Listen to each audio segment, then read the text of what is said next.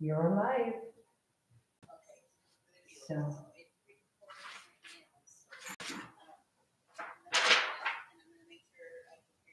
okay, do I just talk? Okay, okay, bye.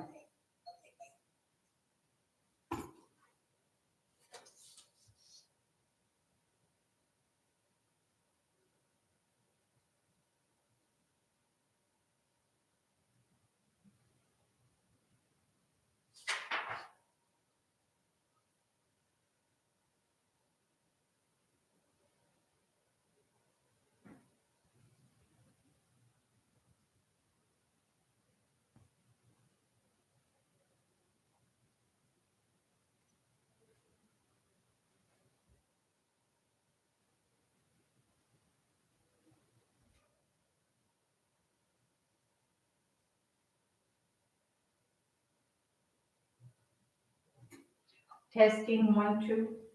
Can you hear me? Okay, okay, so you can hear me. Okay, thank you. Yes, okay, yeah, because we have a work session. Okay, thank you. Okay, bye-bye.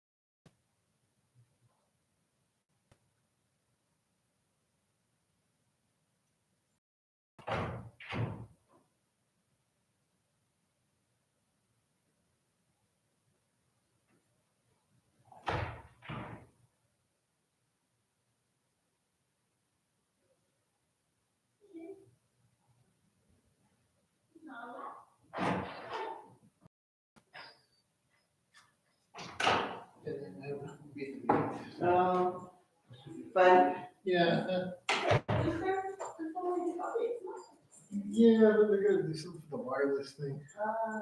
What's going on? What? Wait, is that insulted? What? Is that a tower already up and going or? No, that's different, that's a different issue. Oh. The tower's up, but it's not going, and there's no power, so it takes to connect power to it. This is about the ordinance for wireless.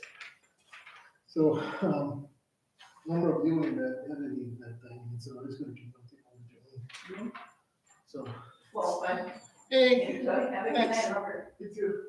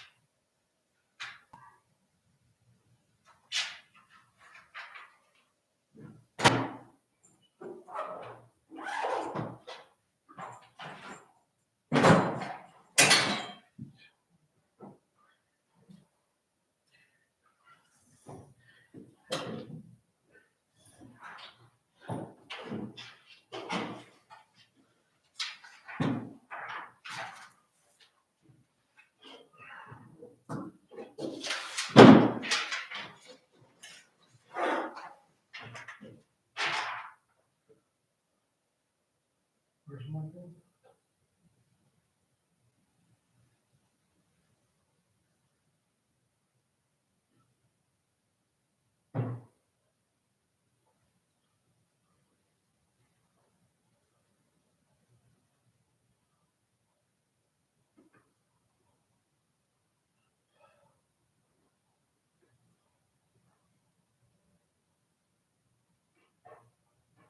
Where's my thing?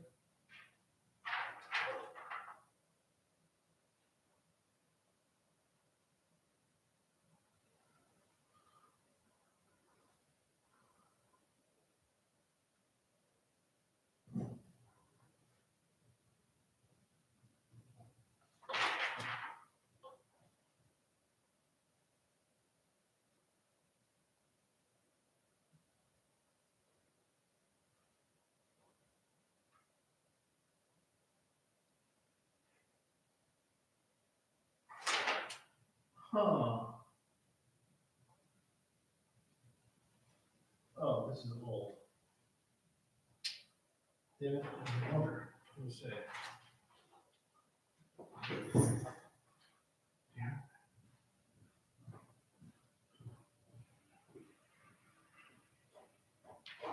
This is old story.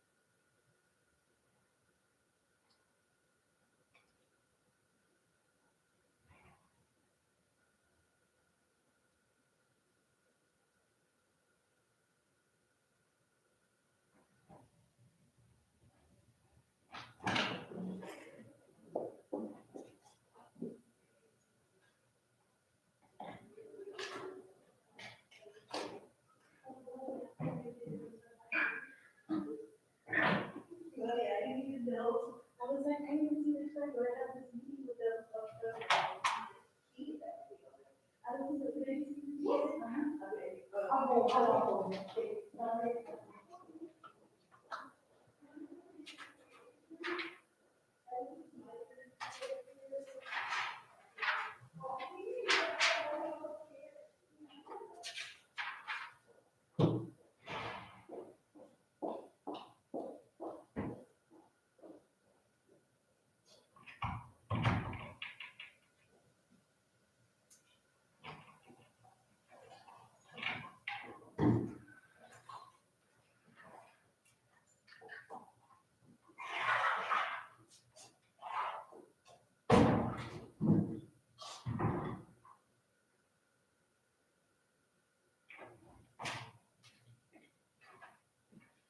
are you?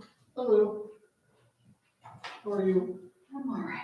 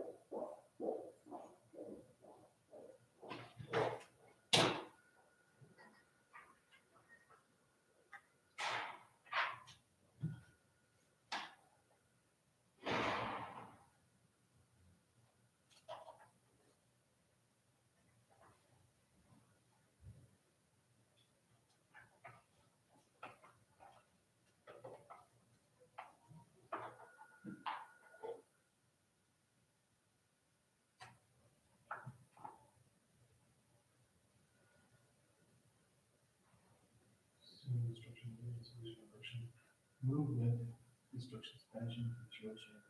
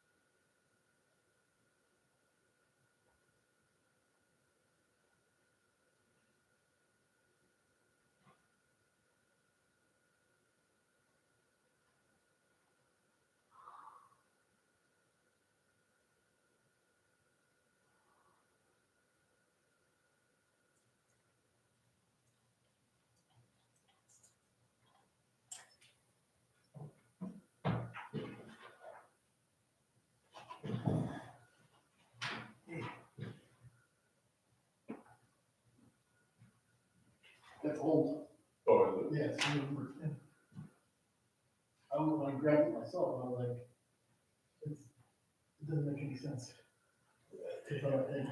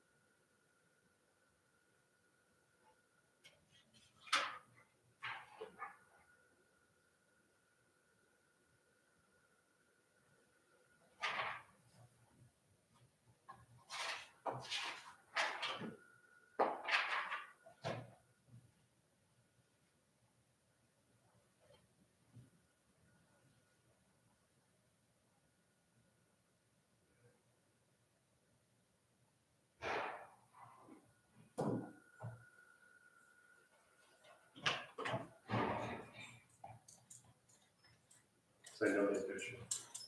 Oh, yeah, it's looking fine. For sure.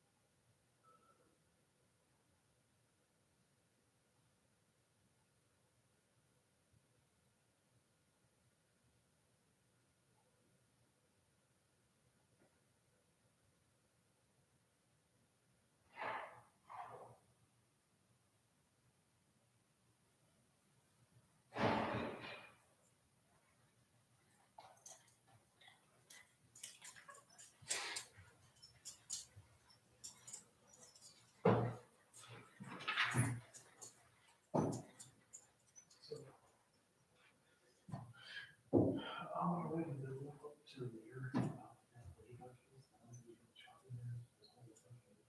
Just explain the entire case, shit that I'm going through right now. I mean, he basically had a hearing.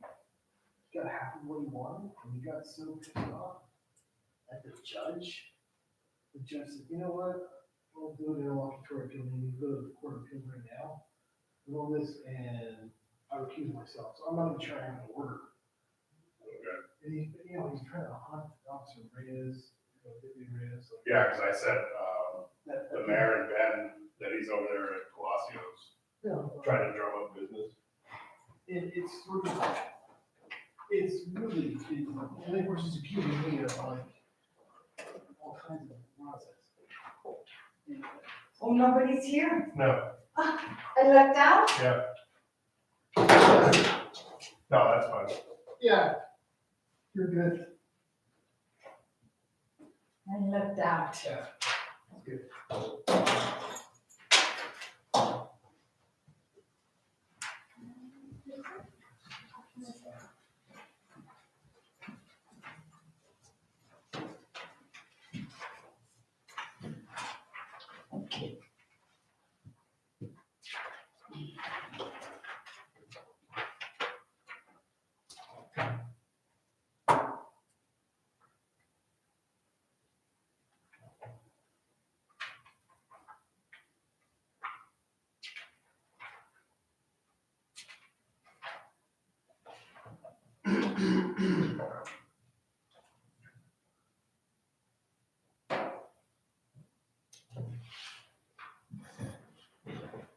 So, because of my whole transition, the text message from this technique, really might have to be used for these teams. I don't know how it happened, how it's happening. I think I'm so glad. If they're allowed to push for it, I think it's gonna help them with their own prosecutions.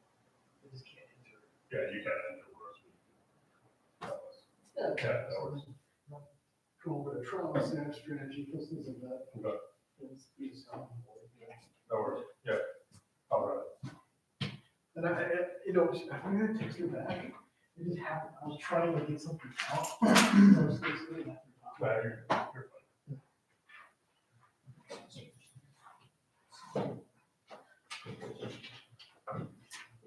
And I thought there was a work session, that's why I'm here early. Oh my gosh, Oh, yeah. I need to go home, Yeah, one of those days. one of those days. Yeah. No work session, that's good.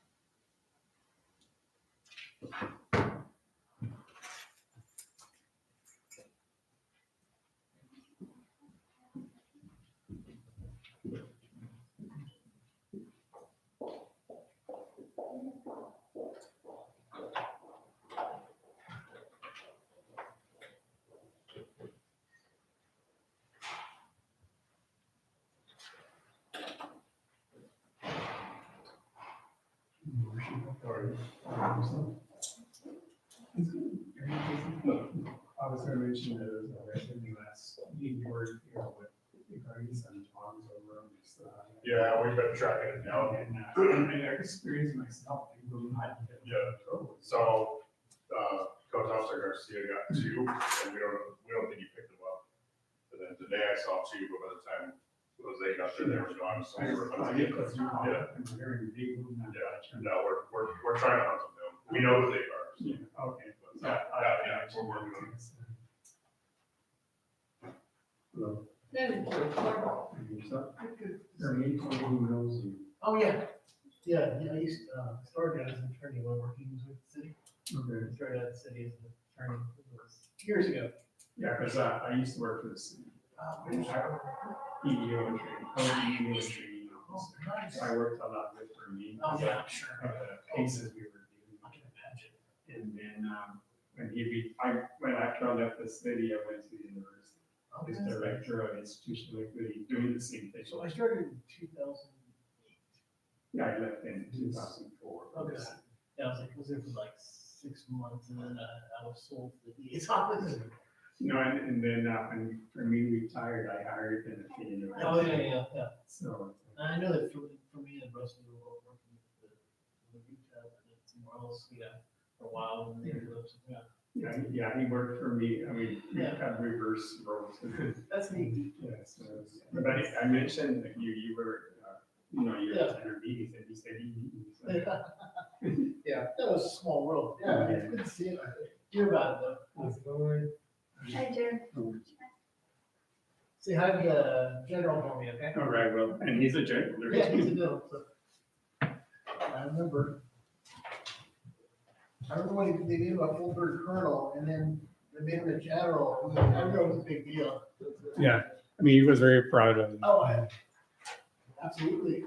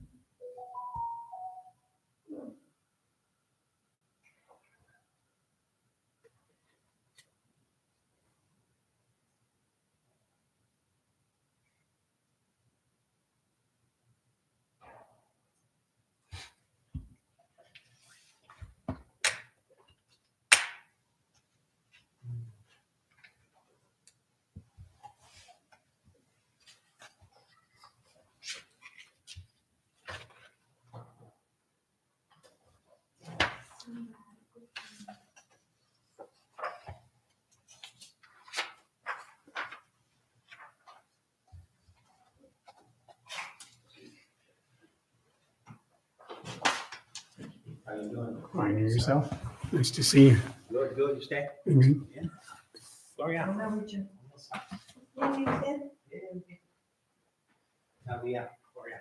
Todavía estamos llegando. Yeah, she's going for it. Good, till you get no more, till the tires fall off. right? Yeah, really.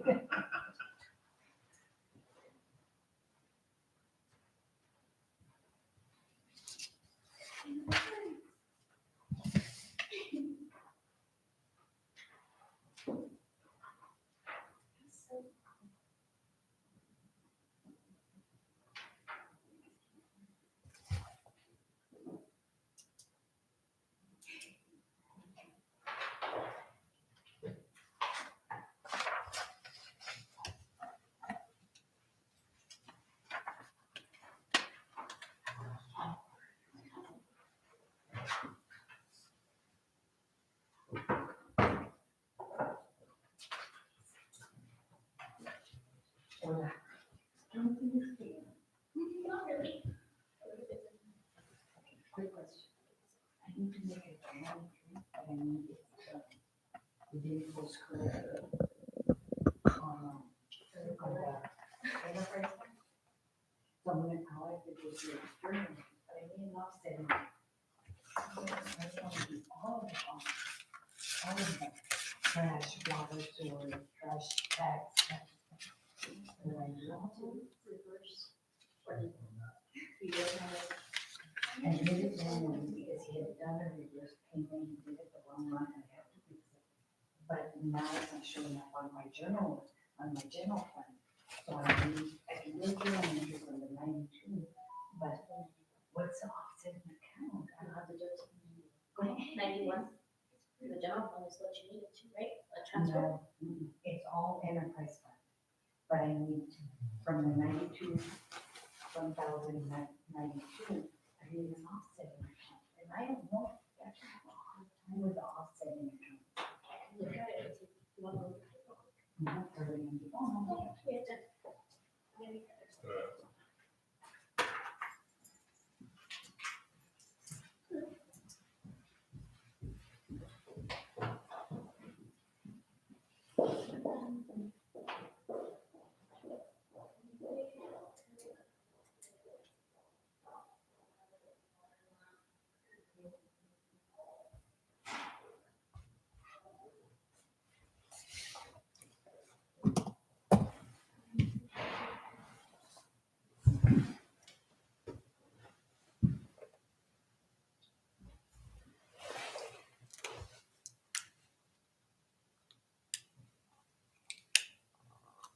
The principal?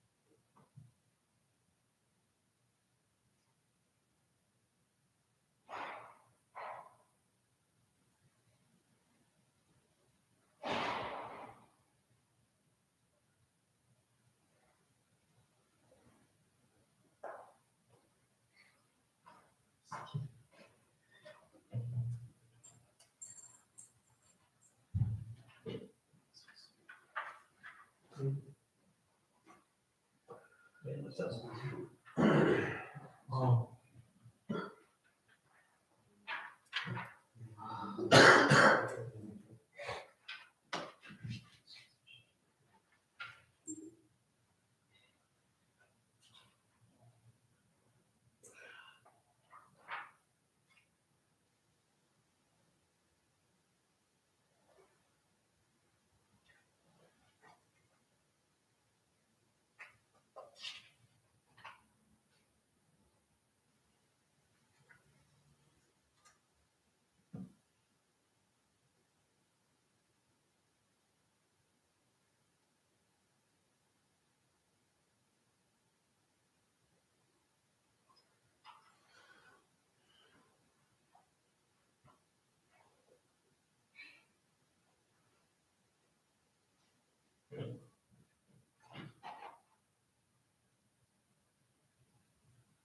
Yeah.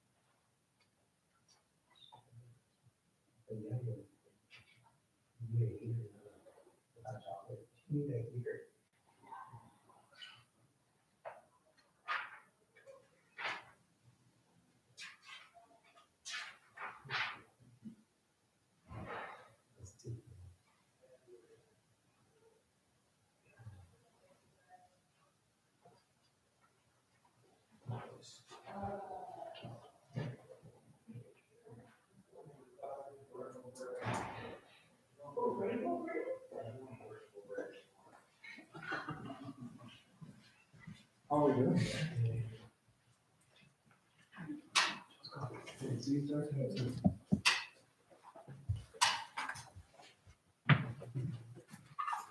Christy, how are you today? How are you? Oh, I forgot my charging block. Let's see if this picks up though.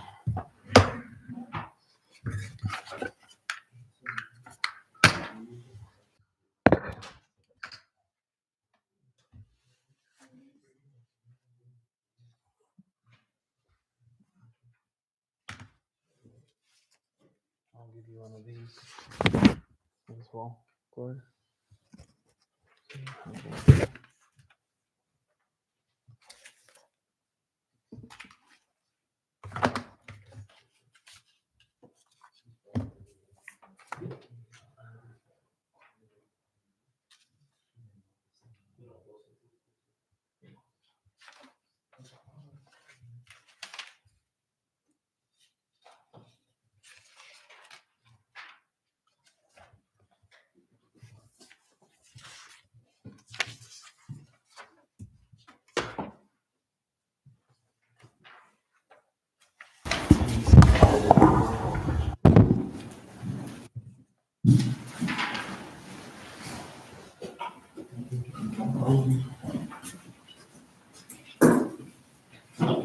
Good to see you. Good to see you. How are you? I'm good. Guys ready? Super. Never go home, you know? The way it goes sometimes. The good thing.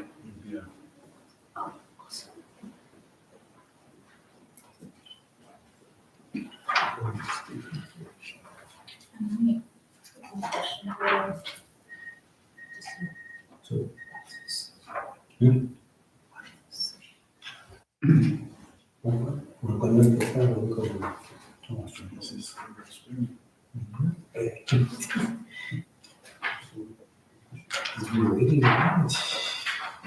qué gacho.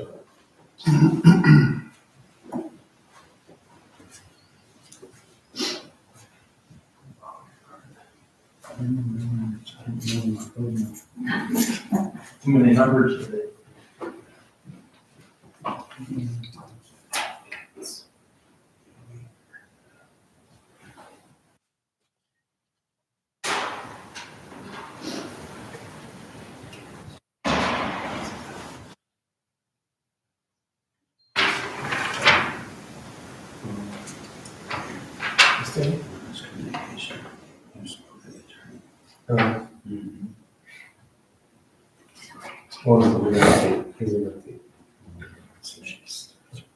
Was the so we can really good. Yeah, it's interesting. Not as much. Oh, okay, it's really less, but it see, it does still. It still does. Because it still has to like maybe 3-4 times a night. Oh, okay. Kasi nunca para mí es serio. Todo el tiempo. It's not that. Yeah, so 45 to 70. Was that? I'll be ready for 45 to 70. Keep it in some. For sure. Do they need anything? Can we register anything? Awesome.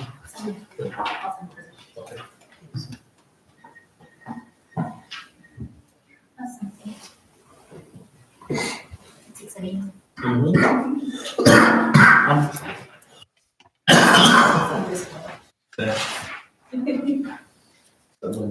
Yes, yes. That's always good. Awesome. No. It's not cooking. Yeah, that's good for something. I remember.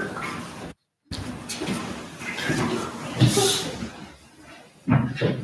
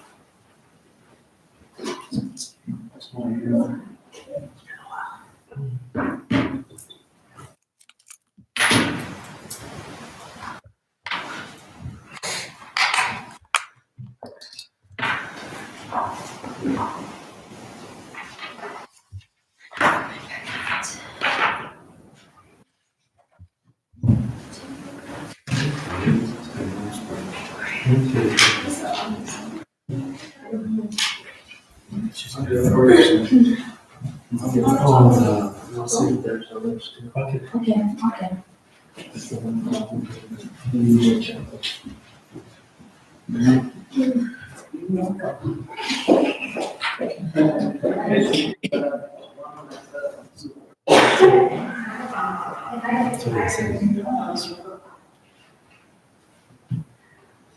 They like the, yeah, it's the last one.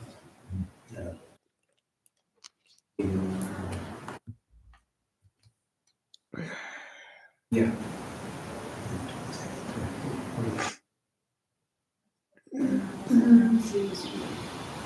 That's what we did. Is it? I know.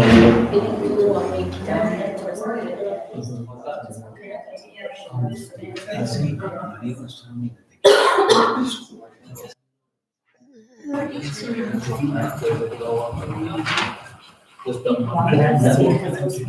They just did the. Are you sure? Yes, then Maria told me today, she said, yes, sir.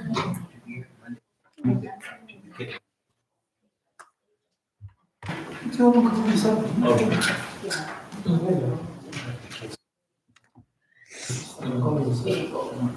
Tuesday. So they have it there, but they put it in, or just like that? Or do Oh, I they- think it's nice. I'm honestly thinking it was gonna be better. No, they leave it on, so I wasn't going to the office. I finished, I finished the did all this stuff, inspection. I have to get copies of it. You have chemicals, that okay, I put my chemicals, dry chemicals or solids. Liquid chemicals. I put a, I used that tape in. Interesting. Because it doesn't have an edge. So I taped it, now it has an edge. A meter stick. Oh. It works.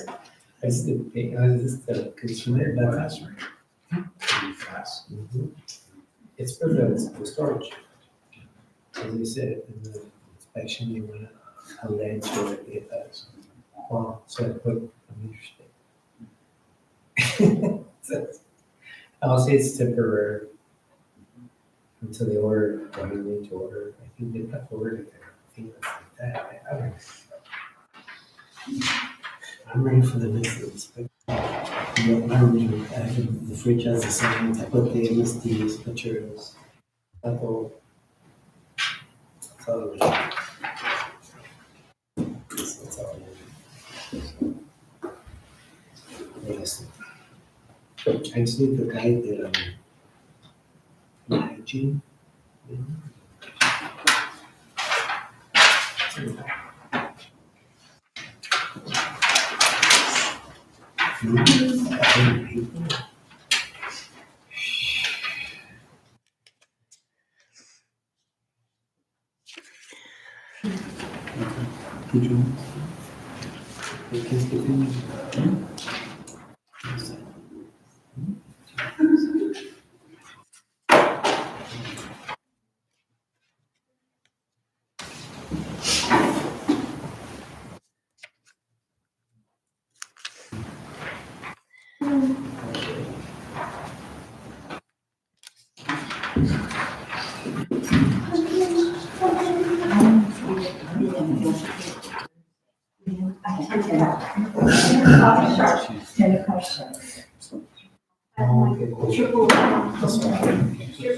Oh boy, really? Is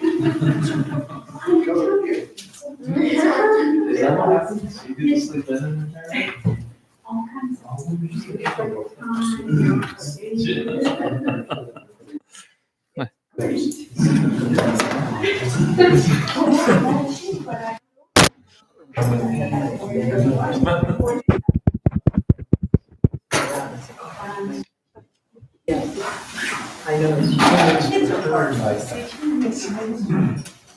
What's that? Hello? Hello, hello?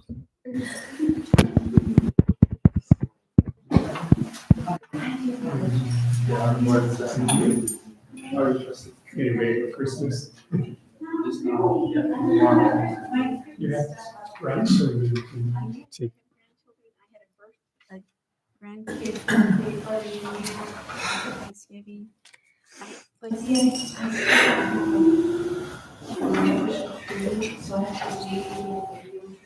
So they're fresh. Yeah, fresh trees, so I can't put it in too soon, because then And you don't want them. I don't want that, I want them to come by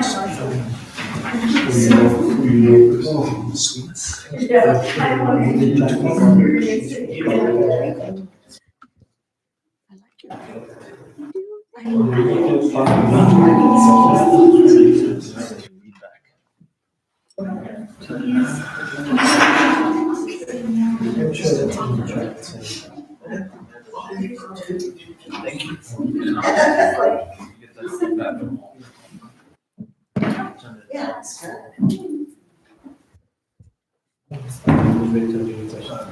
You guys ready? How do you feel?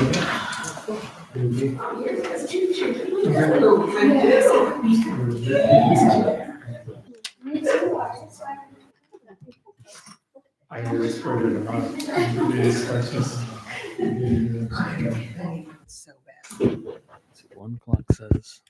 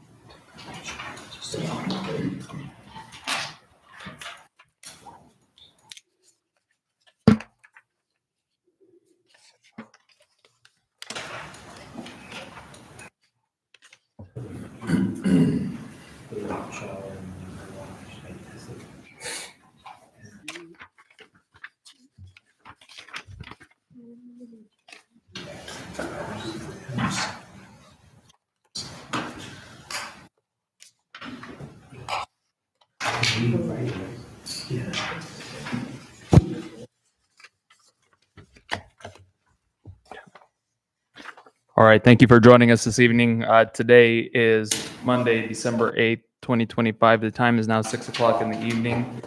We are here at the Mesilla Town Hall for our regularly scheduled Board of Trustees meeting. The first item on the agenda is the Pledge of Allegiance. If you'll please stand. I pledge allegiance to the flag of the United States of America and to the republic for which it stands, one nation, under God, indivisible, with liberty and justice for all. Next item is roll call and determination of quorum. Laura, if you could please.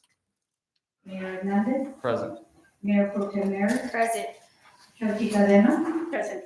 Trustee Johnson Burek, Trustee Nevares, Present.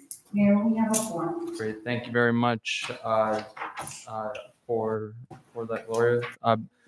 But there again, before we begin tonight's Board of Trustees meeting, just a note that I ask everyone to keep their remarks professional and respectful. Please direct comments to the matters before the board, not towards individual employees or departments. Personal attacks, targeted statements, or comments that are not appropriate will be redirected. And I do thank you for your support in these actions. This helps ensure that we have a productive and civil meeting. The next order of business is if there are any changes to the agenda and approval of the agenda. So moved. Second. Motion on the floor by Trustee Nevada, seconded by Mayor Pro Tem Merrick. And unless there's discussion or objection, the motion will carry as it's been presented. Thank you for approval of the agenda as it has been presented. Next item on the agenda is approval of the consent agenda that does include the BOT meeting minutes for November 24th, 2025 for a regular BOT meeting. So moved. Second. Motion on the floor by Trustee Johnson Burek, seconded by Trustee Nevares. And unless there's discussion or objection, the motion will carry as it's been presented. Thank you very much for approval of the consent agenda that does include the BOT meeting minutes from our November 24th meeting. Next item on the agenda is public input. And this is public input on the cases that are being heard this evening. And so if anybody has any input on the items 6A through D, please step to the podium and state your name for the record. Seeing as there is none, we'll move forward with our business. Under item 6, action and consideration for new business is Item A, approval of signed permit case 062076 for 2470 Calle de Guadalupe. C, submitted by Kaylin Hazen. Applicant is looking to put up 2 signs for her potential new business, Just Peachy Double Wide Designs, in the historic commercial zone. So moved. Second? Motion on the floor by Mayor Pro Tem Merrick, seconded by Trustee Cadena. Open it up for discussion. Benny. Seeing as there is none, with the motion on the floor for approval by Mayor Pro Tem Merrick, seconded by Trustee Cadena. Laura, if you can roll call vote, please. Trustee Nevadas. Yes. Mayor Pro Tem Merrick. Yes. Trustee Johnson Burek. Yes. Trustee Cadena. Yes. Mayor, the roll call is 4 yes. Thank you very much for approval of signed permit case 062076. Next item on the agenda, item 6B for approval, case 062067 for 2185 Calle de Guadalupe, submitted by Richard Moreno, requesting approval to construct an accessory building on his property in the historic residential zone. So moved. Second. Motion on the floor by Trustee Nevada, seconded by Mayor Pro Tem Merrick. We'll open it up for discussion. The one thing that I do want to point out on this is that, because I know that the dates were questions on there. Eddie did point out to me on this when I was asking him about some of the dates, is that it is in a day, month, year format for the signatures, where he received the signatures from that. He's looking at how that can be changed to be month, day, year on the future applications. So that's why you see that one that says for Tommy where it says 12/11 and looks like it's in the future, but it's not on that. But then if it were read that way, one thing that I do want to point out is if you notice the date of the application would also mean that there was a prior approval if it followed through with those dates. So the 11/10 is the date that was reviewed and approved by those dates, 11/10 and 11/12 by those respective departments. Are there any other questions? Seeing as there is none, motion on the floor by Trustee Nevada, seconded by Mayor Pro Tem Merrick for approval of this case. Gloria, if you can roll call vote, please. Trustee Cadena. Yes. Trustee Nevadas. Yes. Trustee Johnson Burek. Yes. Mayor Pro Tem Merrick. Yes. Mayor, the roll call is 4 yes. Thank you very much for approval of case 062067 for 2185 Calle de Guadalupe. Next item on the agenda is approval of our commemorative park engineering proposal which is the preliminary planning. So moved. Second? Motion on the floor by Mayor Pro Tem Merrick, second by Trustee Cadena. We'll open it up for discussion. I do have a representative from Sauter Miller here as well, Ms. Cynthia Hernandez. So if there's any questions, what this is we do have capital outlay funding for commemorative park upgrades. And with that in notes, it's just getting the preliminary engineering completed and getting the ball rolling on this. And through some of the feedback that we've received through public meetings as well as one-on-ones and through all of our comprehensive plan meetings as well. There's some initial proposals that are in there for the engineering to review. And then it'll go through in the project management phase in particular, there'll be even more in-depth stakeholder meetings that will be held to drive down on the specific potential designs and the feasibility of that. The one thing that I personally want to note is in this, there is the potential of looking at a splash pad to be designed in this space potentially. And I do want to note that especially when we were at our infrastructure conference and some of our municipal meetings and conversations with the engineer, a splash pad minimum cost can be minimally around $500,000 and go up from there depending upon the size, the intricacy, the water reclamation system, so on and so forth for that. So that might not be a potential of what we look at in those designs just with that there. Not to say that it wouldn't be, because if there's funding that's available, then we can figure that out, but it probably wouldn't be at the top of the list as that funding moving forward. Just as a side note. Are there any questions for the engineering team? Seeing as there are none, motion on the floor by Mayor Pro Tem Merrick, seconded by Trustee Cadena. Gloria, if we can roll call vote, please. Trustee Johnson Burr. Yes. Trustee Nevares. Yes. Mayor Pro Tem Merrick. Yes. Trustee Cadena. Yes. Mayor, the roll call is 4 yeses. Thank you very much for approval of our commemorative park engineering proposal for the preliminary planning. Next item on the agenda, item 6D, bringing forward our discussion for wireless telecommunications facilities update. This is going to be an attorney-led conversation on that discussion. We will be moving forward.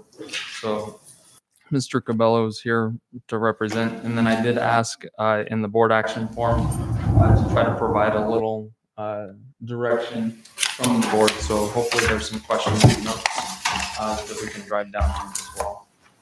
And Mr. Mayor, Board of Trustees, I basically going to do a presentation. I reviewed can I move this? Sorry. I reviewed and I'm assuming this was included in the packet, the wireless communications ordinance. The important thing for the review, or the process for the review, is right now, federal government preempts, and I know you guys have dealt with telecommunications tower recently, or relatively recently. Federal law pretty much preempts local and state law on a lot of things when it comes to telecommunication towers. So, the importance of having a sort of a well-grounded, well-crafted wireless telecommunications ordinance is really useful for the Board of Trustees. And one of the things I've noticed, and I was really impressed by since I've been working this past year, coming to these meetings, is this board is really knowledgeable about your ordinances. You really are. I mean, compared to even some other organizations I've worked for, I've been impressed by that. And by having a good telecommunications ordinance, it can give you a sort of a framework on how to deal with something that is honestly very complicated. What will happen, and maybe not now, maybe not a year from now, maybe like a couple of years from now, maybe you guys have a different law firm, maybe you have an in-house counsel, you have an attorney, except that this type of law is very specific. And just like you wouldn't go, if a person has lung cancer, you're not going to go see a dermatologist. I mean, this is a certain type of law, that is federal law about wireless communications. There are people that specialize in that. If you have a good background, you have something to start with as far as what can you do, what can you not do. And that's something that will help you guys, the board, to make decisions later on in the future. Now, a couple of things that I've looked at, and I know the ordinance has different sections, and I've only so far looked at the blue sections because that was a bunch of stuff that came from an ordinance from Langley, Washington. And I'll say this, that portion of it is actually very pro-town. It's written in such a way where it tries to and explains the ordinance in the way to give the town as much power as possible. And the only issue that would be careful, caution that with, is that sometimes it gets very wordy. There's sometimes conflict with existing portions of, well, we'll say what's in black, the black section, which is supposedly the pre-existing part of our ordinance. Meaning sometimes there are terms that are redefined more than once. And I'll get to that part. But some of the stuff is over-explained because it references specific case law. I'm never really think it's a good idea to ever use specific case law, particularly since this case law that they mentioned, a lot of it has to do with the Ninth Circuit or the Second Circuit, and stuff that's particular to Washington or the federal circuit that they're in. We're in the 10th Circuit. It's the mountain states, and it's a little bit slightly different interpretation. Other than that, though, there's more to it than that. What happened, and I'll say this, there's always been preemption with wireless since 2000, when wireless became really important in American lives. Things changed, though, under the first Trump administration when he appointed Ajit Pai, which was like the FCC chair. And the FCC is the board that creates these rules.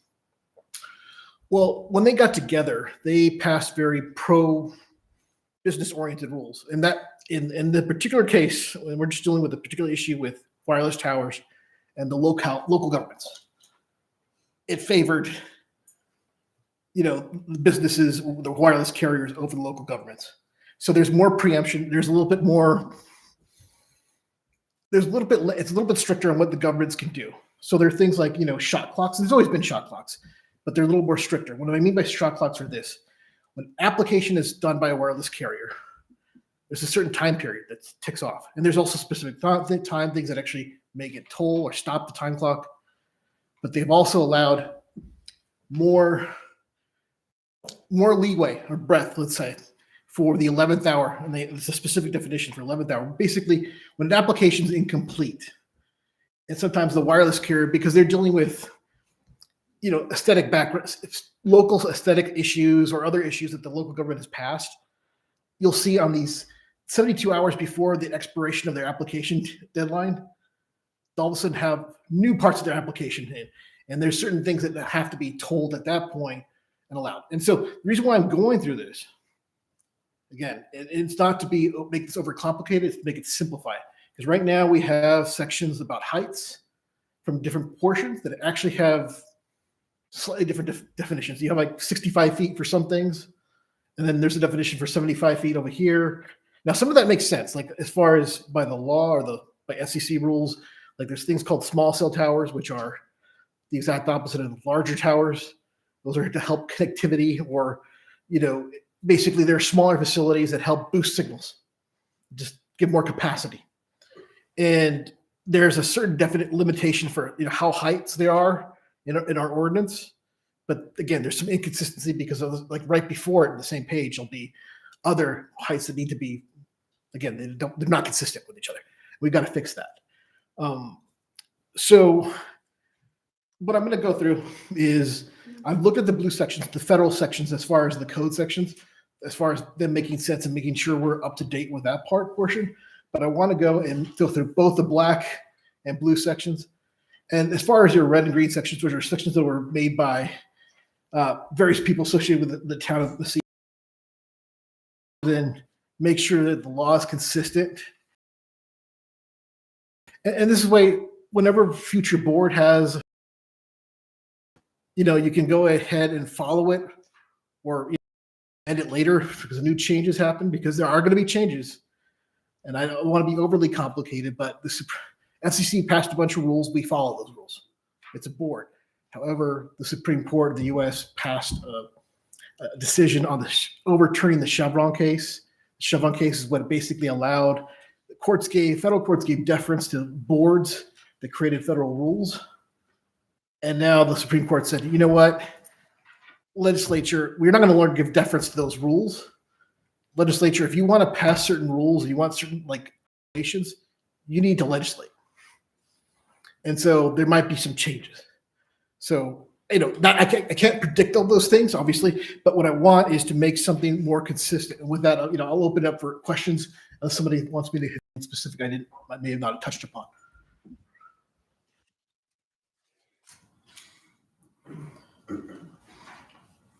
If you have questions for me. I guess I would have a question. Are we going to be able to move forward with the draft in some form, or, overall? Mayor, Trustee Nevadas, I think we can. Again, there's just I've already gone through parts of it to make sure the federal portions of regulated that's cited the CFRs, the federal regulations, were consistent with what is current law. I just want to make sure all the portions we have are consistent as far as our heights, our setbacks, things that make sense and that we can do. I want to maximize our capabilities, but also having one set standard, not multiple, because obviously the applicant's going to be confused. The board would naturally be confused if you have two sets of standards for setbacks or heights or whatever. I just want to make sure it's a simple document to read, a relatively simple document to read.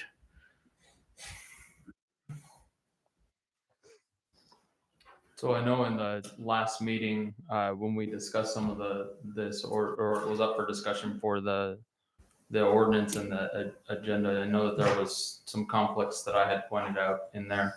And just in the definitions where there was a specific term that was in the definitions, but wasn't found throughout the rest.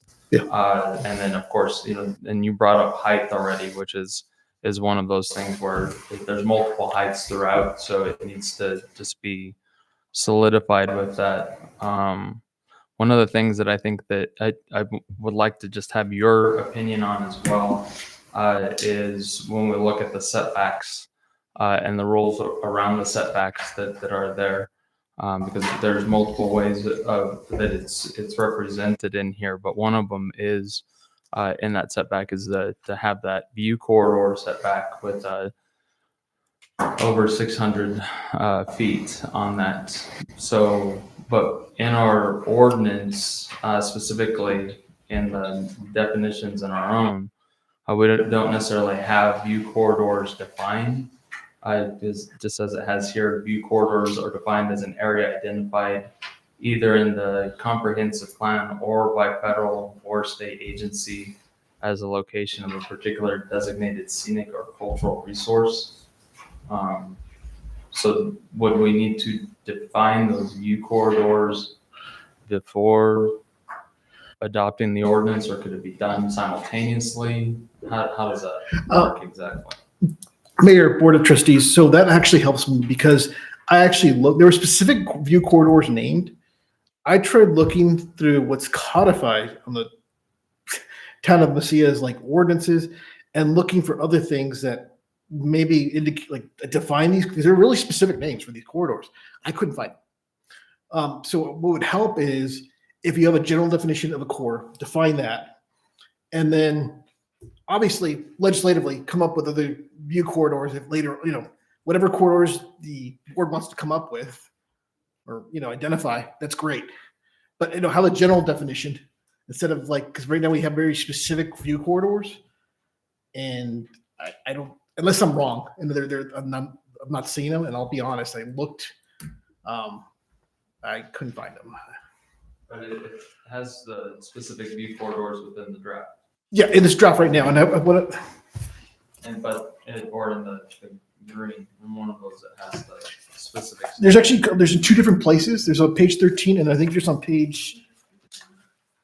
There's another page where they're like specifically enumerated view corridors because they have like really like proper noun names. And I honestly don't remember where. Right. So.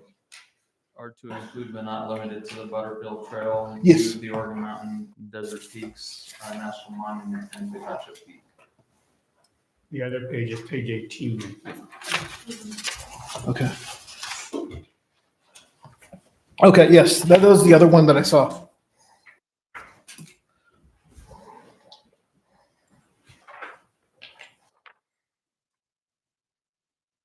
But you're saying that we could, that was what was there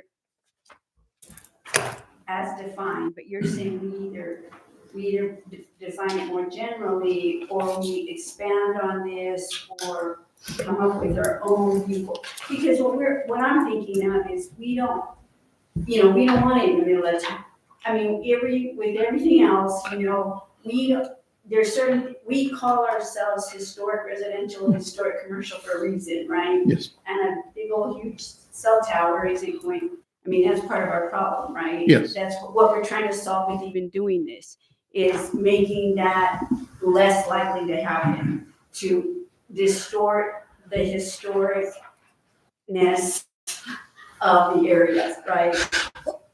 So I just need more clarification on that, because I think that's important. Because Picacho Peak and all that that's you, but that's Tortugas Mountain has tons of towers on it, and it is, you know what I mean? So I'm not sure what that is even.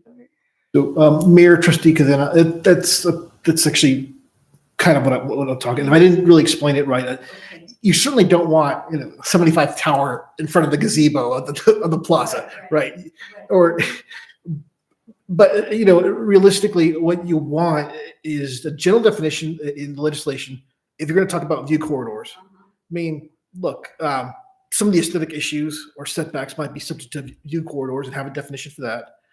And then when you're coming with a zoning, I'm assuming a zoning issue or overlay or however you want it's defined by planning and zoning, make a definition of these are what my corridors are going to be. Then you have, it goes through planning and zoning, goes to the board. I don't know what those would be, but you define them, you could define them later. It's just that you don't have them right now. Cause I mean, if you have a bunch of proper names for these, like that, and they're not defined anywhere, then they really don't mean anything.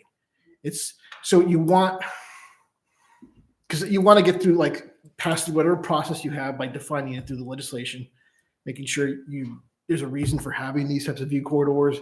And I mean, I can't imagine the number of different little issues that could come up or how the extent and length of those things are, obviously, because it impacts so many different people and, from farmers to residents to the commercial tourist areas.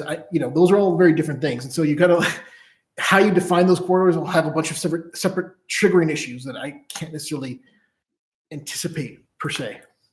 So then what's the best way to define it so that we're not in that place where people are just, okay, well, this is how I interpret it versus this is how we interpret it?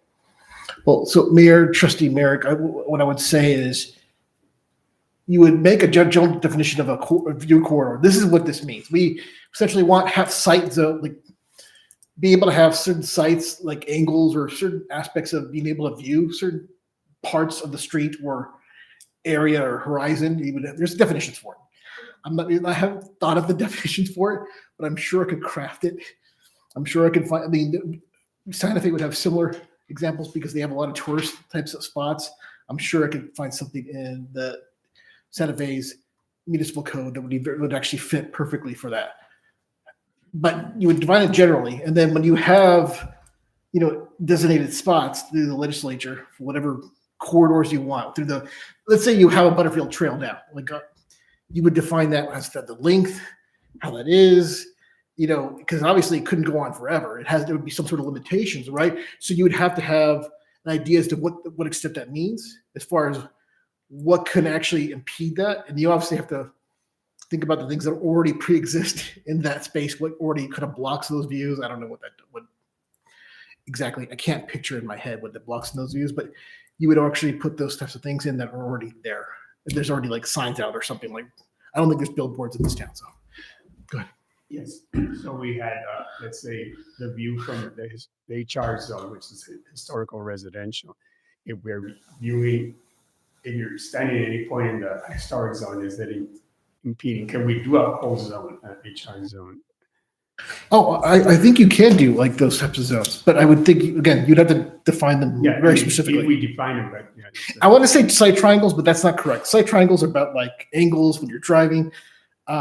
There are some other words, they're failing me, but there are other terms for when it comes to views, as far as, being able to see from a path down to, you're looking at a historic district. You want to be able to, go ahead.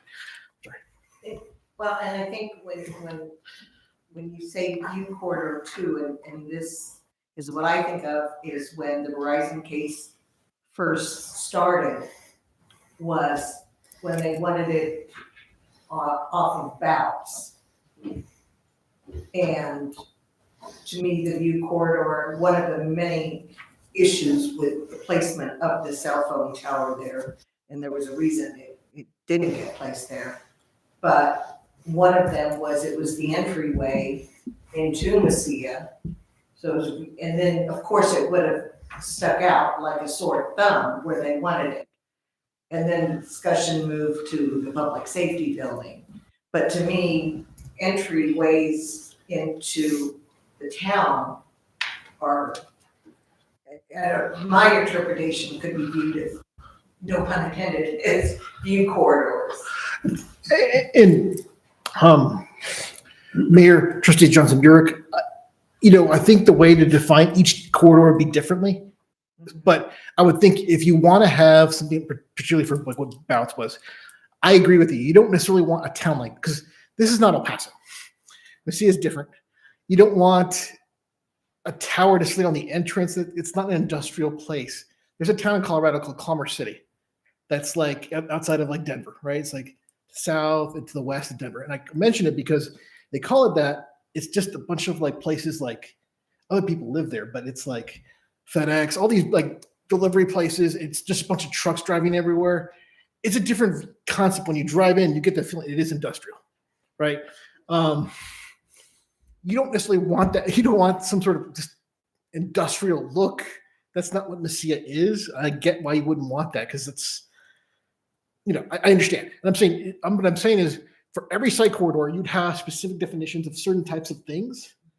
And that's what I mean. You have to like define each one, not to be difficult or anything, but just so it goes through the process. And then you consider all the different things that you would need for why would you want to keep certain places for ballots clear or not, or what's allowable, that kind of thing. And then again, going for your other types of corridors.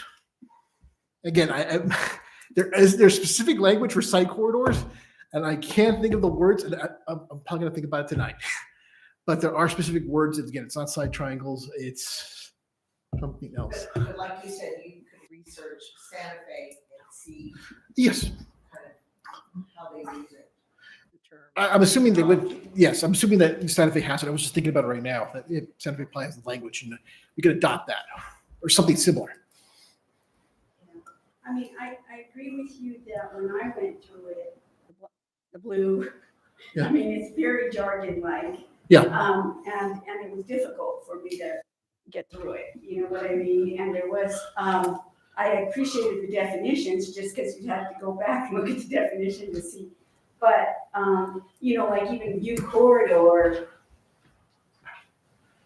are defined as an area identified either, which is just an example. I know that this is, you were saying that we have to expand on this and look at it. I just want to even get my head around it that from this, I mean, it's in quotes, so it means something specific. It means this line of sight, kind of. In nursing, we say line of sight. Yeah.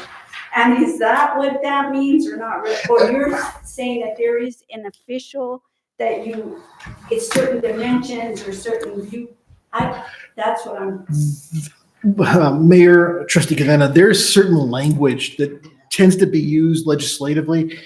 And, honestly, at the end of the day, maybe my mind's Okay. a little toasty. But what I'm saying is this, is that there is language for like what it's because it's about like not just like a line of sight, but it's about view. Yeah. And so it's not like there's a reason why you don't have billboards in the sea, like lining up to where you couldn't see the horizon.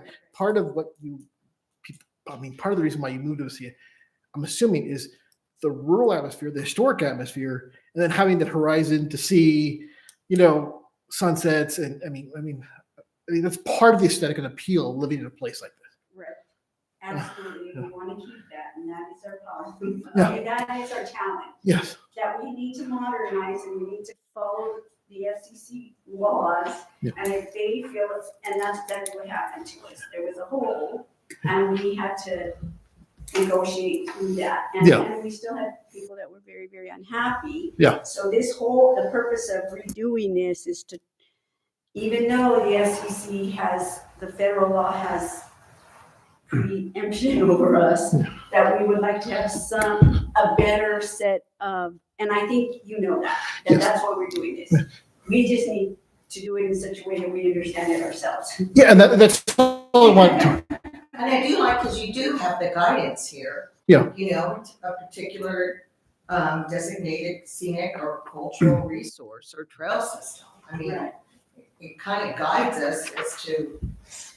So what I'm hearing is, as long as we carefully craft the language, it's a doable thing to establish view corridors and to enforce.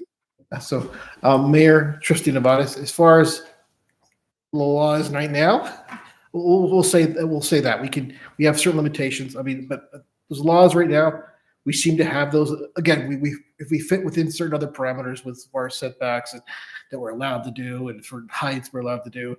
Again, there's a bunch of little things that the FCC has basically preempted and said, this is the law. And as an example, I mean, I worked for the city of Las Cruces, and they fought against a Verizon tower, and they ended up getting sued. And this was years ago, and they took us to federal court, and they ended up getting the tower. I mean, it just costs you. You want to say you don't want to spend money you don't have to in federal court if you're not going to win. I mean, there's certain things that they preempted, and it's just the way it is, and it's just an example. You don't. As the local government, you're somewhat undergunned compared to some of these long wireless carriers that have the ear of the federal government. That's just the truth. Well, I mean, that happened to us. Yes, I know. We just forced them to move it, but it still wasn't, I mean, we negotiated with them and we didn't force them to do anything. Yeah. We turned them down. Yeah, I mean, We stood up to them. we worked hard to, but, you know, I think we still weren't satisfied and neither were the residents. We still didn't feel like we were able to contain it enough to, and I don't know that we would ever make every resident happy, but this is what we're trying to accomplish with this. This is why we did it over, because we didn't feel like, I mean, this is what we're adding to it, is because we want to feel we want to be in a stronger position if it were to happen again. That's the goal. Mayor, trustee, that's exactly it. You want to be is the most solid ground possible, Right. and having maybe I can't predict every change that'll happen to the FCC or case law, but at least some solid ground where we can at least have some basis to start on. Because again, if you don't have an attorney that is necessarily knowledgeable about this, or again, you'll have different boards. There's iterations of the board, different knowledges of different things, and may not have knowledge of this type of stuff. Because it is complicated. Honestly, I was reading one of the definitions here. It goes on about like how they came to a decision about, well, in 2000, the FCC sent a bunch of people to go drive around. Like I don't know if that needs that for like it's a whole 2 pages of that. I'm not sure you need that in a definition. I mean, it's interesting, and it's something that you would maybe put in a legal brief, maybe to discuss the background, how this came about. But I wouldn't necessarily want that in an ordinance. I mean, it's just weird. I shouldn't say that. I don't know if the people drafted it from Langley are here, but it's just like odd. I mean, I wouldn't put it in my own Well, ordinance. it's not useful. We definitely don't want it. So a question for you along the same lines and part of this discussion as far as it pertains to setbacks, height, so on and so forth. Is there, and the different zones and view corridors as they are, is there a potential for us to look at specifically prohibiting building within like the historic zone, or even prohibiting to in the historic zone and doing the same for other zones? Go back, and this is just me thinking, when we go back to the tower that's here, and just as a reference, there was the first kind of request that was, kind of put forward to push that back into away from the main road to be 600 feet, as that, where our ordinance did not define that. But is that a possibility to look at that 600 feet from the historic zone, from any bordering area on that, or from main roads? In other words, maybe looking at the potential of an overlay as we look at that to see what that kind of might look like. So, Mayor, Board Trustees, as far as as far as the federal regulation, and they're really detailed, and there is some stuff about historic zones or historic areas. There is some rules that can help the local community as far as, so you don't have the 75 tower in front of the gazebo, in front of the church. I don't know if that applies to small cell. There might be more restrictions. I mean, small cell, usually are towers that are just disguised as streetlights, traffic lights, other things, and they're just, again, they have a smaller bandwidth or smaller output of, but they're meant to like assist the capacity, whatever Wi-Fi signal you have. But there are aesthetic things that we can maybe apply that help with those size issues. because I know that it works, NMSU had some, I think with, they're like those, They're all over campus. they're all over campus and those lamps that you have. As far as, so I think there's some things we can do. I didn't want to tell you right now what they specifically are because I want to make triple check and make sure before saying something, making a promise I can keep. Yeah, so that's it. So also part of this discussion, what you first started out was case law that's being cited outside of our current circuit. So your recommendation is to remove that is not applicable to the 10th Circuit, but maybe potentially add some that is applicable. So well, I'll say this, Mayor, Board of Trustees, I wouldn't, okay, I'm sure I could find 10th Circuit case law, but I don't think it's a good idea to put any case law. I just say follow federal law, and that means any statutes, regulations, case law. I mean, those things change frequently.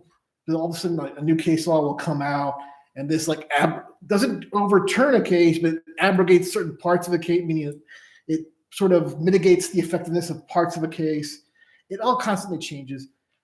Maybe just keep it general to federal, state law. We're going to follow those things and leave it that way, because I don't want to say we're following, because then, like, if that's the stuff case law is overturned completely, because it's not for the Ninth Circuit, I can't use it. If I can't find something in the 10th Circuit and I find a Ninth Circuit case and I'm arguing in federal court, sometimes that's useful. But, it's better to have a 10th Circuit case. However, if the Supreme Court makes changes, and this has been a much more, to say, active in Supreme Court, they made a lot of changes that I couldn't necessarily predict. I would say, maybe, you keep things more general. It's just bad. It's never good to have just case law, unless it's something like, I'll just say from now on, I think just keep it general. In our ordinance, we do have 23, we state that in the historical zone and for residential and commercial, that cell towers are not permitted. We have it in there. Yeah. So I think obviously we're gonna keep it in there, but I think we're protected there. Oh, Mayor, Trustee Johnson-Burek, I think, we have that there. I want to make sure we have as much language as possible as far as, because this has to do with like heights of the co-location. Right. Okay, you have an existing tower, and then you could add another 30 feet off the top of what you exist, but that seems to be somewhat inconsistent with other parts, the new stuff. I want to make sure we're all on the same page. We use the same language. And I think it came from slightly different sources. And then there's like a definition for like, sometimes it uses WTF, the wireless transmission facilities. Then it uses the personal wireless facilities. And actually those are the same thing. And technically WTF is more broad. Personal wireless facilities, any tower that just provides cell phone service or for any personal device. And then, we could maybe, I don't know if we necessarily need all those definitions. Maybe we could I'll have to look at it a little bit more, make it simplified. So when you read it, it's just a little easier to read, because it is a headache. It is hard. I've read these things before, and it's hard.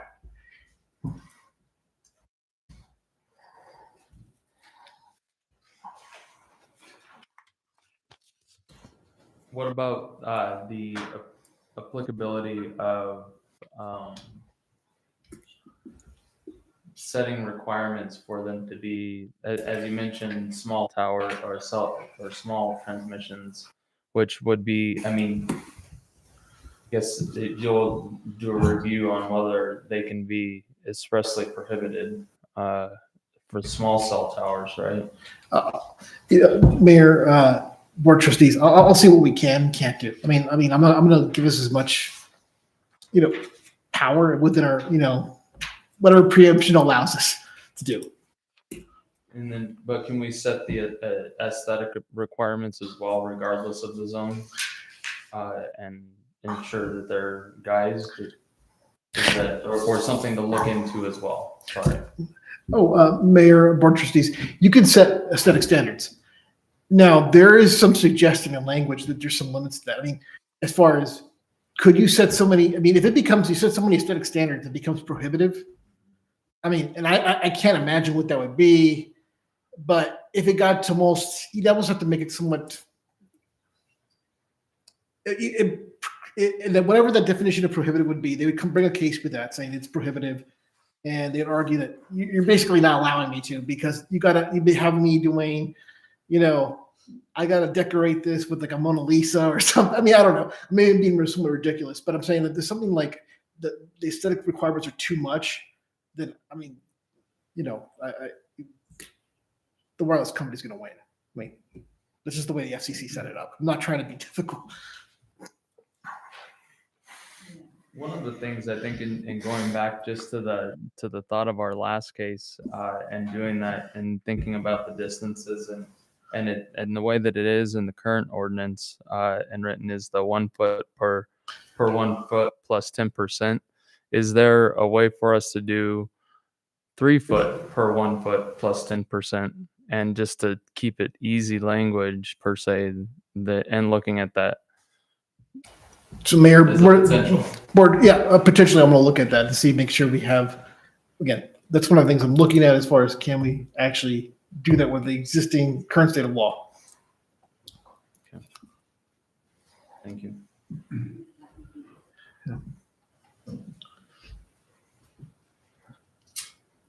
And Mayor and board trustees, what the issue, one of the concern issues is that I want to make sure if the FCC has passed any new laws or new rules, I want to make sure we're within that. I haven't really heard anything. The most activity I heard was with last Trump administration, where they had lots of different rules about some of this stuff.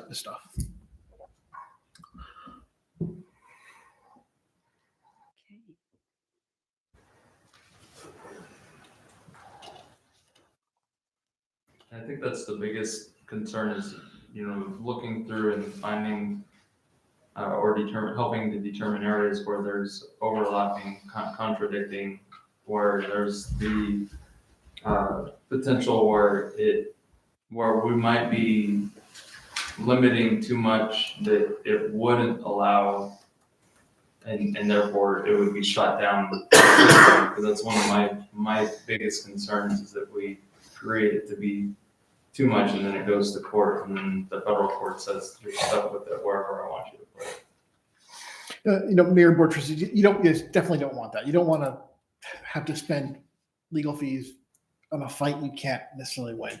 It's one thing you get in a position where you get the wireless company to negotiate, and you did. I mean, maybe not everybody was happy, but you get something out of it.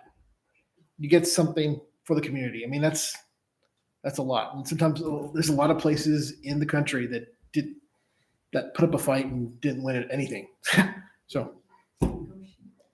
But wouldn't that be a goal, to be in a position to negotiate, at least get half or whatever of what you would like? Mayor, board of trustees, any attorney would say you always want to have as much power leverage coming in to any So fight. that's what I wanted to Have hear. as many weapons, metaphorical weapons as possible when you go into a fight.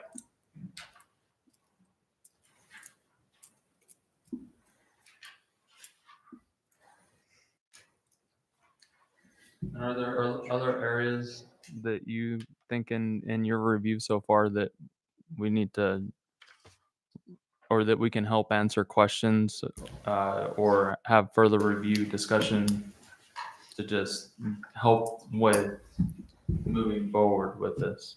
I mean, moving forward, I'm going to come up with a draft that has cleaned up a number of things. Obviously, I will take any input once I have that draft done, from any of the trustees, anybody from the staff. I'm willing. I mean, I'm only human. I can miss things. I mean, it is. I will look at it. As a person, I can certainly see things I missed. But you guys know your community really well. I know that for a fact. I've seen you guys at work sessions. So if you see things that I'm missing because maybe I'm just not familiar with the community, you are, let me know. I mean, again, once I have that draft out, I'll have it as soon as possible. We'll probably have, because there was an ad hoc committee that worked on this, and we'll definitely have them give 2 cents and review, and maybe be part of a discussion when we do that as well in the future. Mayor, board trustees, I mean, I think the red section was from the ad hoc committee, correct? And certainly I'm willing to work with them if, go over stuff with them. I didn't really look and review their stuff because I assumed that's all stuff that the board wanted. I'll review it to make sure, again, it's consistent with what we have and what we can do and all that sort of thing. And same thing with the green. I'll put those, suggestions, and I'll leave it. I'll somehow demarcate to know what was done by who, and so you can see the changes from me. If that makes any sense. Yes, sir. Trustees, other discussion or questions or direction? Mr. Cabello, thank you for your time on this, and we look forward to working with you to continuing this and hopefully having a good draft here soon. Thank you. Moving on with our agenda, item number 7, public input, where the public is invited to address the board on any other matters.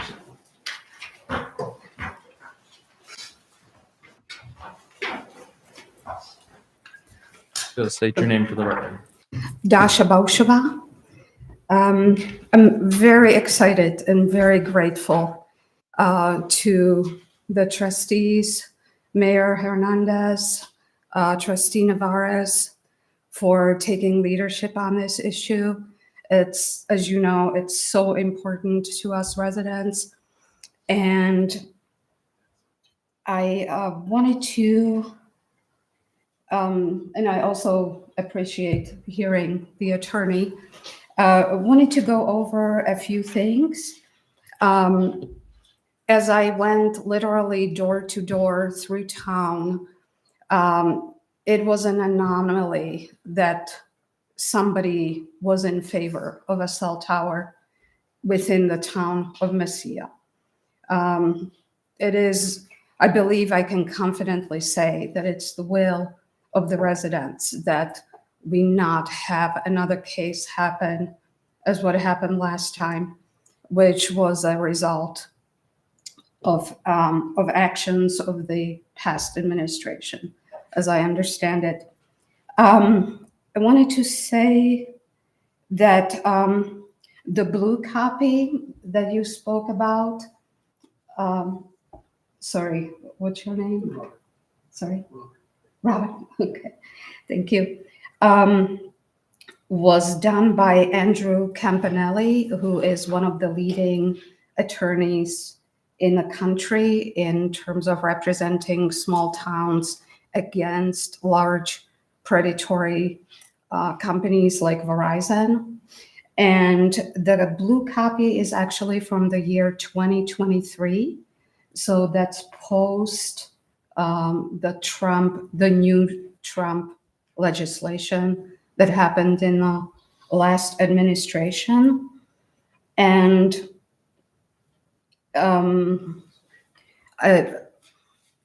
it is my understanding that a lot of the complexity and repetition is by design. So from my understanding, it would be wise to leave his copy as is as much as possible, with the exception of adapting it to New Mexico, like anything that's local and specific. So yeah, I want to thank you again, and I really look forward to, as is our group, of continuing to work with you on this, and Robert, and thank you. So you can continue going if you need to, but thank you, Ms. Bauspa. Other public comment? Seeing as there is none, we'll move forward with our next item on the agenda, which is Board of Trustee Committee Reports and Liaison Updates. Trustee Nabades. The South Central Regional Transit District didn't have a meeting, but they did have a major announcement that they secured $4 million to have a route established with just a specifically express route to El Paso. And I think what I understood from it also that eventually this route could connect Las Cruces with the El Paso airport also. So there's a lot of potential for transit from our area into those. For the preliminary, it's going to be at the downtown transit, I guess, point or the central point El Paso. But eventually, they would like to extend that to go all the way to the El Paso airport. So allowing another option as to how to get to the airport. Potentially in the future, but it was $4 million. It was, I think that's the largest this organization has ever, received in federal funding. But it does open some exciting type of opportunities for locally for transit and transportation. But that was about it. Thank you. Trustee Johnson Bjork. We have an NPO meeting this Wednesday, December 10th at 1 p.m. at City Council Chambers. And that's all I have. Thank you, Trustee. Trustee Cadena. We have a Friends of the Messiah Taylor Historic Site Friends group this Wednesday, and I'll be attending that. Thank you, Trustee Cadena. Mayor Pro Tem. Same. I have MPO Wednesday, and that's all I have for any reports. Hold on, I got a list. Meetings. Had a meeting with DOT for the charging stations and the funding updates on that. We did have a lodger's tax meeting this last Monday.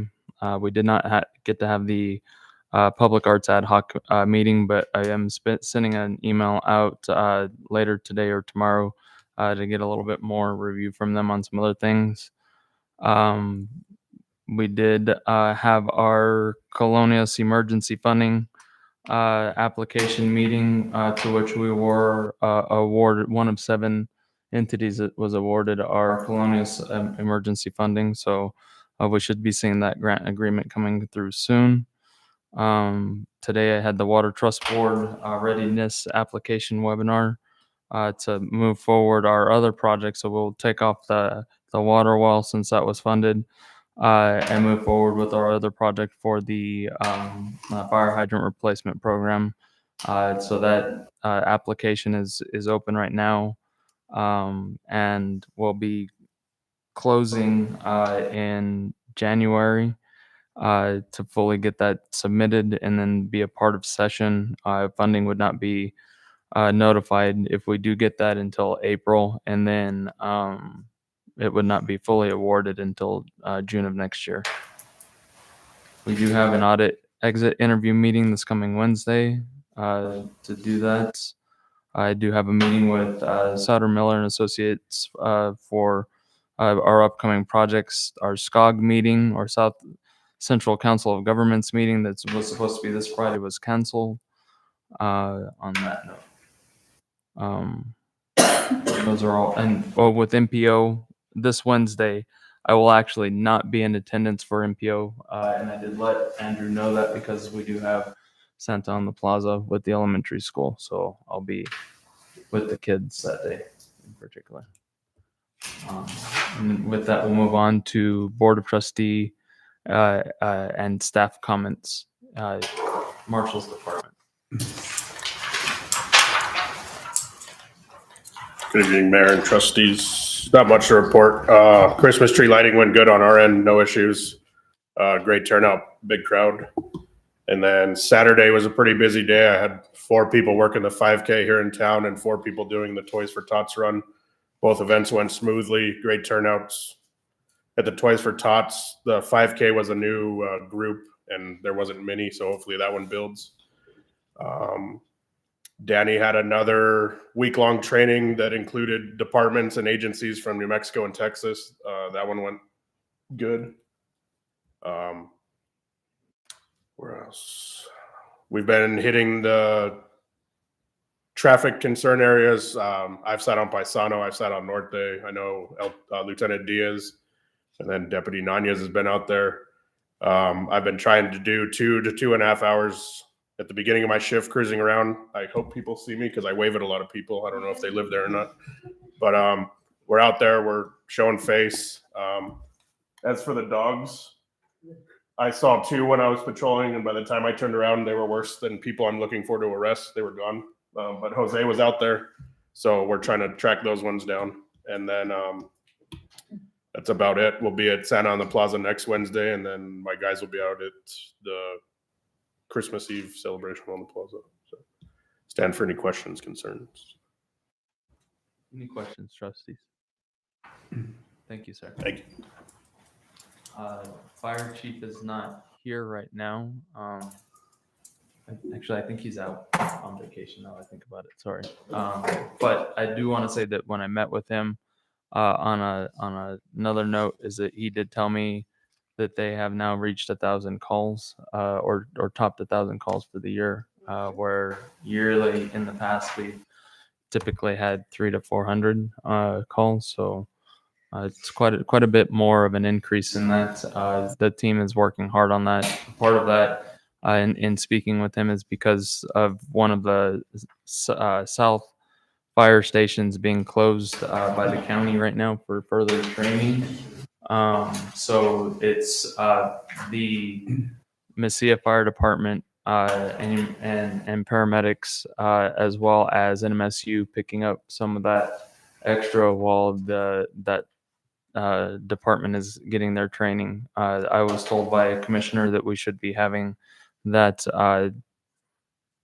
being reopened here by first of the year, so we should be kicking back into normal in about a month. But if you see the team out, definitely know that they're running 24/7, and say thank you if you would, please. And on that, we'll move on to Public Works.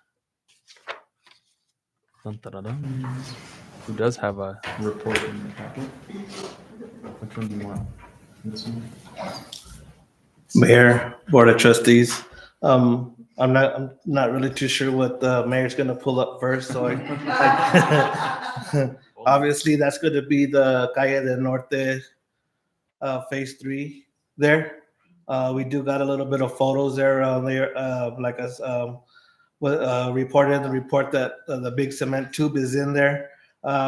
They are right now building up almost 10 to 12 foot wall that's going to be right alongside that, and then filled in so that way, for the water and the for it to go.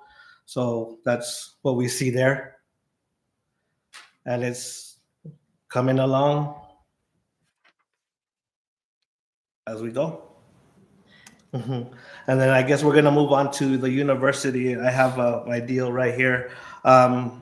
Tomorrow, the 9th, through Wednesday, the 17th, the crews will begin paving the eastbound lane of New Mexico 101, which is University Avenue, between Avenida and South Main. There will be some traffic impacts with it, with the crews doing the paving. So just bear. It says on a note here, just bear with the crews, as they might be jumping into the roads or whatever the case may be, just to get that stuff going. And there will be over here on Teresita and Boat, they will be paving one side before they do the other, so that way it allows it to set and settle. Then they'll move to the next side. Which will also be the same for Old Farm Road and Stanford, for them to do their business. All utilities are underground, as that's why they're paving. Also, R2 is also out there doing their thing, getting conduit piping underneath the ground for, I guess, the lights that are going to be there. I'm not really too sure where those are going to set yet, but we'll bring updates to that. And as far as just general maintenance for us. You know, we were there at the Christmas tree lighting. We will be there to support the Santa in the Plaza this Wednesday. And I will stand for any questions. Questions, trustees? Thank you, Lorenzo. And Eddie is out today as well on leave, but he did include an update in his packet as well for you, which we should have some information coming forward. Ms. Gloria? Nothing. Nothing. Any questions, trustee, so far? Trustee Nevadas? I just had a comment on, I did attend the Christmas tree lighting on Friday, and it was, there was a lot of people there. The weather was great, and there was even some snow. And on top of that, I mean, people really enjoyed that because they really gathered around that. And so it's a special thing to have that. The other thing is that the plaza looks beautiful. I mean, it is well done. So I appreciate to everybody that worked on it to put it all together. Much appreciated. That's. Thank you, trustee. Trustee Johnson Bureau. Ditto to what trustee Nevada said. And also, there is possibility I might not be at the Monday, December 22nd meeting I might be out of town for the holiday. Okay. I'll keep you posted. Thank you, trustee. Trustee Cadena. I was at the tree lighting also, I was there a little bit late. I know I was there on Sunday, volunteering at the Barrera store, which is doing very well, and the historic site's getting a lot of visitors. So it's really nice to have the historic site officially opened, and the nacimientos start the next week on December 10th, and they'll run through the 4th, and you can sign up on it. Sign up for it online because it's getting booked really quickly, the guided tours and so forth. So that was going well. I saw lots of people taking pictures under the little arch. But, and I appreciate it, but I did remind the mayor that on Christmas Eve, it's got to be dark because it's Luminaria time and candle time. So we have a little bit of, but he assured me that we were going to turn off the lights on Christmas Eve. That's all I have. And thank you, staff, for working so hard. And I can't imagine the fire department doing what they're doing right now. That's a lot. That's crazy. Thank you, trustee. Mayor Pro Tem. Same as all the other trustees. I was at the tree lighting. It was really nice. It's good to see all the kids there and our entire community participate.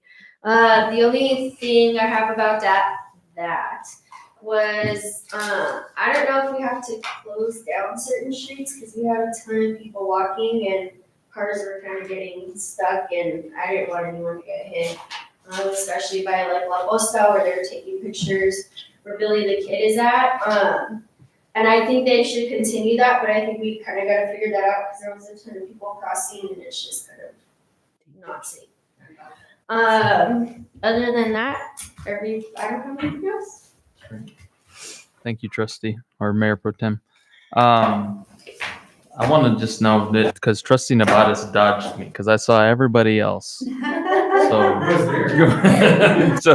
that was because I was trying to get everybody, recognized up on the podium, and definitely a great shout out and thank you to everybody that put it all together. The kids did an amazing job. The public works team did an amazing job decorating out there. Last year, I had the opportunity to help because I had a little bit of extra time to get out there and decorate.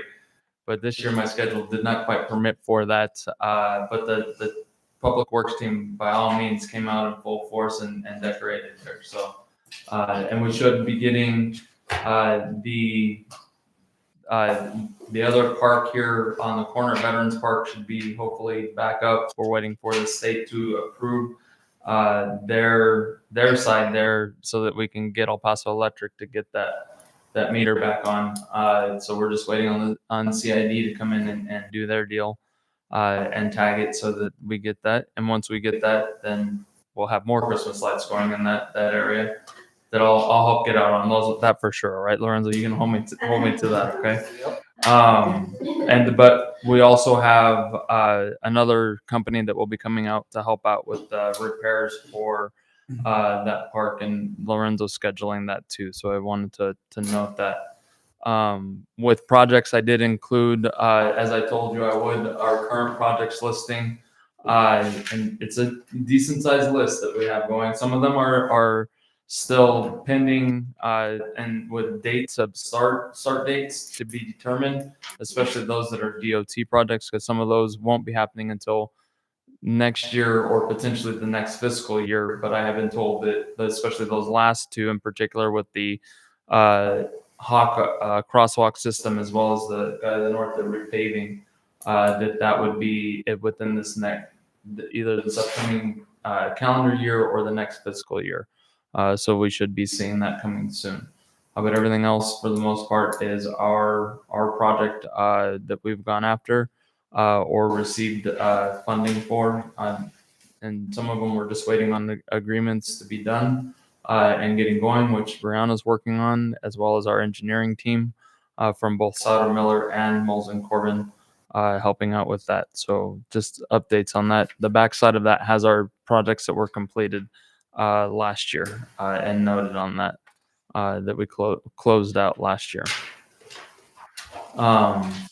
And this will be added into I gave a copy to Gloria so that way it could be added into the meeting minutes as well for the public to have, and then we'll post it online. I do want to note that I did assist the Missy Elementary with interviews for their assistant principal. So kind of fun process there with that. And seeing how LCPS goes through their interview committees. The Christmas tree lighting, which we've already talked about, was a great time. Once again, I think that the kids did an amazing job. I'm a little biased because I did have somebody there playing a guitar and beating on a little bucket, but it was cute, and everybody did an amazing job on that. And it takes a village, or like I always say, in our case, a town, to bring this together. And we have an amazing community that really does rally behind some of our great events that we have here, and an amazing team that works hard and diligently to support everybody all the way around. So thank you to everybody for that.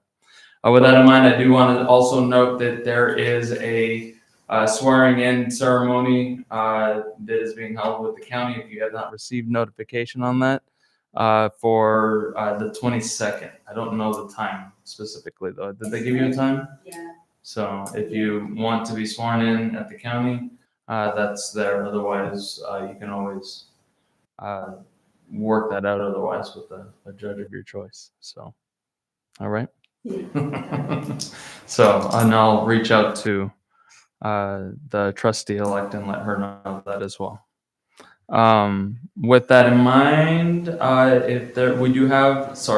moving on, there will be a meeting. I am planning on a meeting on the 22nd. It'll be to go conduct minor business, do end of calendar year budget review. We do have some bars that we do know we'll have to be getting in, and some transfers to here and there to get done. But other than that, like I say, it'll be minor business plans as of right now.